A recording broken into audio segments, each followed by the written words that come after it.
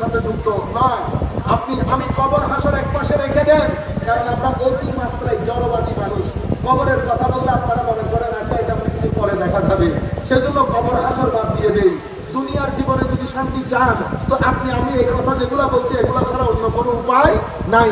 আপনি নতুবা টাকা থাকবে, পয়সা থাকবে, ঘর থাকবে, আপনার ঘরের মধ্যে শান্তি থাকবে না। তাহলে আপনি কি করবেন?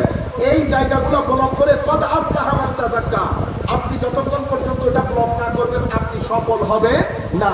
তাইলে আপনার পরিবার থেকে আপনি ওই আগাছাগুলো দূরীভূত করে আপনার সন্তান এই ধানটাকে বেড়ে ওঠার সময় করে দিতে হবে। আপনি যখন সন্তানের সামনে স্ত্রীকে গালিগালাজ করবেন, এটা আপনি সন্তানকে ড্যামেজ করে দিলেন। আপনি যখন ঘরে বসে আরেকজনের গীবত করবেন, আপনি ড্যামেজ করে দিলেন। ঘরের মধ্যে বউ শাশুড়ি যখন একজন আরেকজনের সাথে গীবত, ঝগড়া, ফাসাদ এগুলা করবে, আপনি সন্তানকে ড্যামেজ করে দিলেন। আপনি সন্তানের বেড়ে ওঠা যেটা, সেটা সমূলে বরবাদ করে দিলেন। হুজুর গৌসুল আজম আব্দুল কাদের জিলানী চোখ খুলেছে, কি দেখেছে? পৃথিবীর আলো বন্ধ, আমার আলো জ্বলে। পৃথিবীর আমি দেখি আমার দুই জায় নামাজের মধ্যে এক নামাজে আমার বাবা, আরেক জায় নামাজে আমার মা। গুনগানির আওয়াজ আসে, গুনগানি আওয়াজ আসে। বয়স বাড়ার সাথে সাথে বুঝতে পারলাম এটা গুনগানির আওয়াজ না, এটা তো আমার মা বাবা আল্লাহর দরবারে ক্রন্দনের আওয়াজ।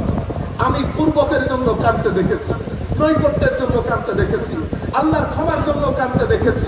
আমি কাঁদতে কাঁদতে চাই নামাজের মধ্যে লুটোপুটি খেতে দেখেছি। তো এই পরিবেশের মধ্যে যিনি বড় হচ্ছেন উনি গৌসুল আজম না হয়ে কি হবে? আপনারা বুঝতে পেরেছেন? এর পরবর্তীতে আমি দেখেছি আমার ঘরের মধ্যে কথাবার্তার মধ্যে আওয়াজ ক্ষীণ, ছোট ছোট আওয়াজ। আমার ঘরের মধ্যে বড় আওয়াজে কেউ কথা বলে না। আমার ঘরের মধ্যে গালিগালাজ নাই, আমার ঘরের মধ্যে গীবত নাই, আমার ঘরের মধ্যে তু তু মে মে নাই, তুই তুকারি নাই।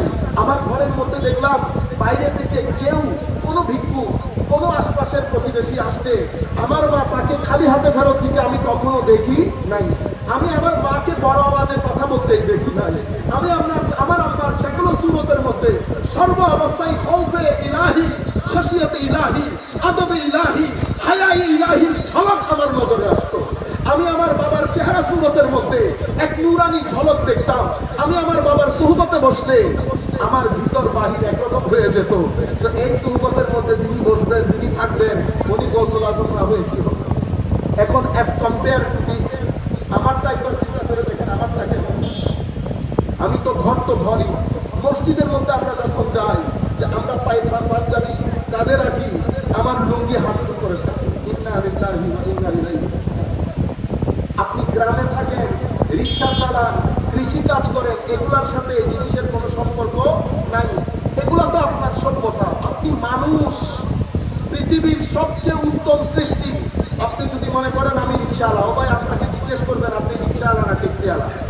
আপনি মনে করবেন আপনি মানুষ, এবং আল্লাহ রাব্বুল আলামিন যা কিছু সৃষ্টি করেছেন সব তন্মধ্যে সবচেয়ে উত্তম সৃষ্টি আপনি মানুষ।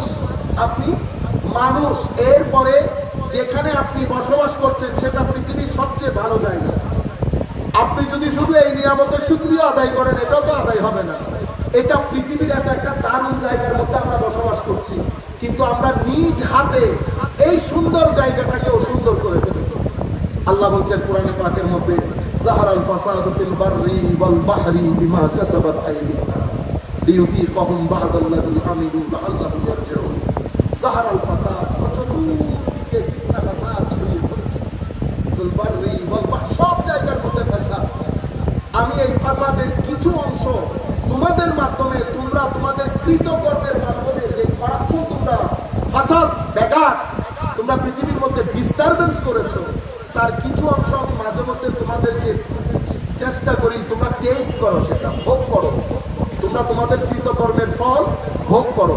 এই যে আমি তোমাদেরকে কিছু ভোগ করাই, আমি চাই যে তোমরা যেন আমার দিকে ফিরে আসো, আমার দিকে ফিরে আসো। আমি বলেছি না, আমাদের বক্তব্য হচ্ছে ইনসানি সফরের নামা। আমার ভাইরা, আমরা একটা সফর শুরু করেছিলাম আলমে আরওয়াহ থেকে। আলমে আরওয়ার মধ্যে দুনিয়া ছিল না, নফস ছিল না, শয়তান ছিল না। সালাতু ইয়া রাসূলুল্লাহ আলাইকুম সালামু ইয়া হাবিবাল্লাহ।